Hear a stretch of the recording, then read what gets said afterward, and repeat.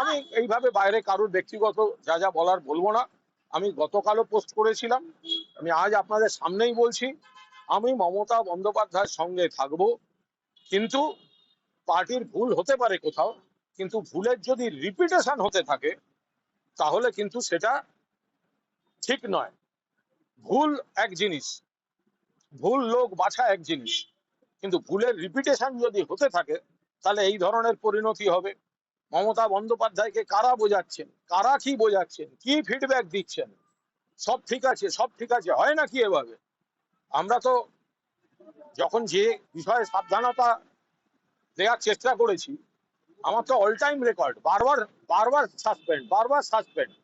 আমি আবার বলছি, আমার জীবনে খুব কঠিন সময় দল আমাকে বিপদে ফেলে আমার পাশে দাঁড়ায়নি, কিন্তু এই কুণাল ঘোষ যে ইচ্ছে চলে যেতে পারে, যারা চলে যেতে পারেন, কিন্তু যে অসংখ্য কর্মী রয়েছেন তাদের একজন হিসেবে কিন্তু মমতা ব্যানার্জির পাশে থাকবে। কিন্তু পাশাপাশি দলকে এই যে রিপিটেশন অফ মিস্টেক্স, এটার থেকে কিন্তু বেরোতে হবে।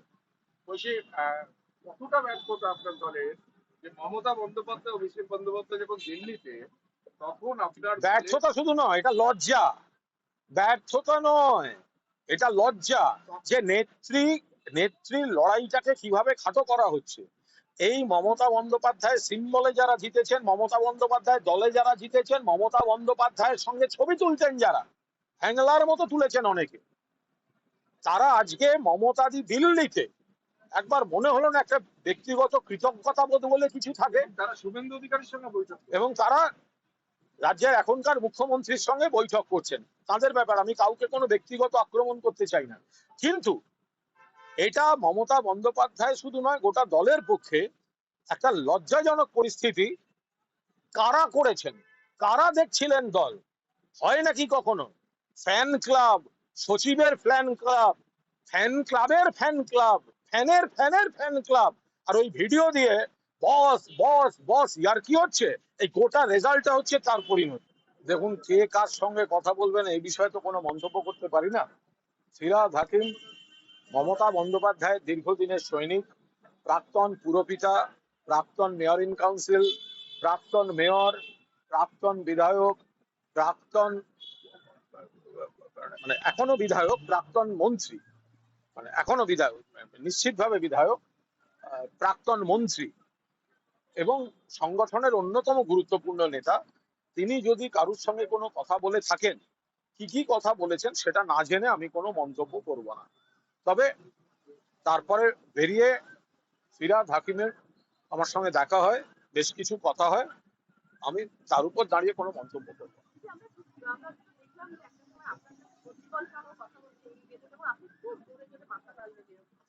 যেটা একেবারে আমি মানে যেটা হতে পারে, তারা হয়তো একটা অন্য শিবিরে আছে বা ইত্যাদি, কিন্তু কেউ যদি আমার সঙ্গে একটা কোনো কথা ব্যক্তিগত স্তরে বলে, সেটা আমি সম্মত হই বা না হই, সেটা এইভাবে বলাটা ঠিক হবে না।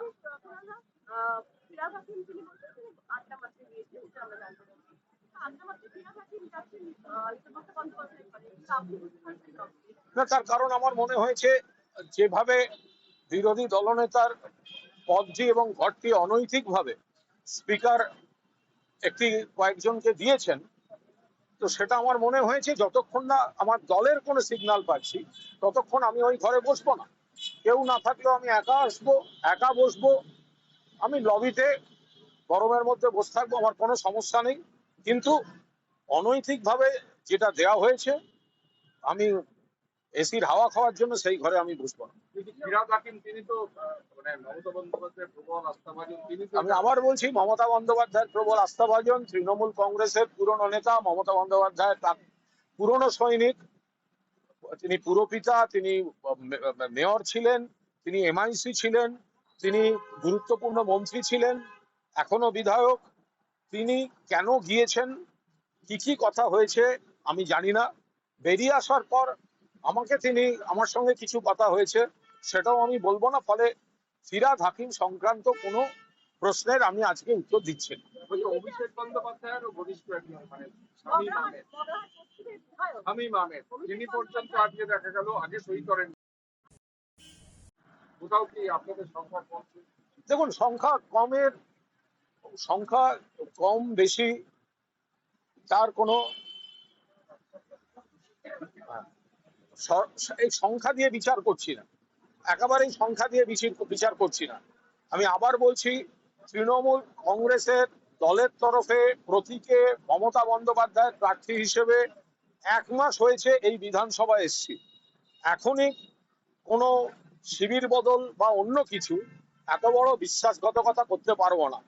আমাকে আমার জীবনে একসময় দল বিপদে ফেলে দিয়ে পাশে দাঁড়ায়নি, কিন্তু দল যখন বিপদে যদি একজনও দাঁড়িয়ে থাকে মমতাদির পাশে, সেটা কিন্তু কুণাল ঘোষ দাঁড়িয়ে থাকবে।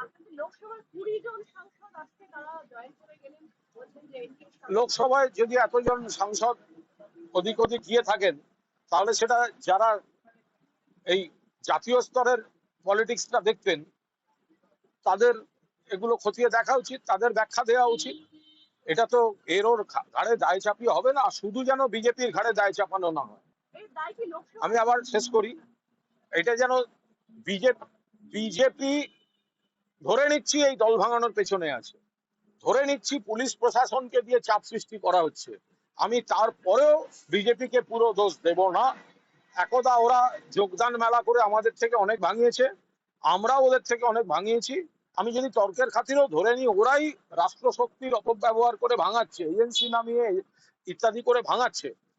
আমাদের দুটো জায়গা দেখা দরকার। একটা হচ্ছে যারা ভাঙছে তারা কি মানে কচি বাচ্চা যে তারা সব চলে যাচ্ছে, কেন যাচ্ছে, কি জন্য যাচ্ছে, একটা প্রশ্ন সেখানে আসবে। আর 2 হচ্ছে, যদি এমপি লেভেলেও এতজন ক্ষুব্ধ হন বা শিফট করেন, তাহলে আমাদের নেতৃত্ব কি আঙুল ছুঁচ্ছিলেন? তারা কি করছিলেন? তারা কেন যোগাযোগ রাখেননি? কেউ হঠাৎ চলে যাচ্ছেন, হঠাৎ নাকি তাদের এনডিএ প্রেম জেগে উঠছে, তাহলে কি আমাদের নেতৃত্বের সঙ্গে যাদের দায়িত্ব, যারা অল ইন্ডিয়া সব বড় বড় পদে, তো তাদের সঙ্গে কি এই সাংসদদের বা এই নেতাদের কমিউনিকেশনটা কমে যাচ্ছিল বা কমে গেছিল? এটা হয় নাকি কখনো যে এতজন লোক একসঙ্গে চলে যাচ্ছেন আর ওখানে কি বলে, ওখানে আমাদের সব বড় বড় পদাধিকারীরা জাতীয় রাজনীতি দেখেছেন, আর এখন আমরা সবাই মিলে বলবো ওই বিজেপি ভাঙাচ্ছে, নিশ্চয়ই বিজেপিকে সমর্থন করব। কিন্তু যারা যাচ্ছেন তাদের অনেকের নানা অঙ্ক এবং আমাদের নেতৃত্বের নিশ্চিতভাবে তাদের এই দায়িত্বটা নেওয়া দরকার, দায়টা নেওয়া দরকার। তাহলে তারা কি লিডারশিপ দিলেন? যে একটা লোক যদি রাগে গিয়ে থাকে, অভিমানে গিয়ে থাকে, অথবা কোট আনকোট কোনো ব্যক্তিগত স্বার্থে গিয়ে থাকে, যেটাই যা, সেটা নেতৃত্বের সঙ্গে একটা যোগাযোগে থাকবে না, এটা কোনো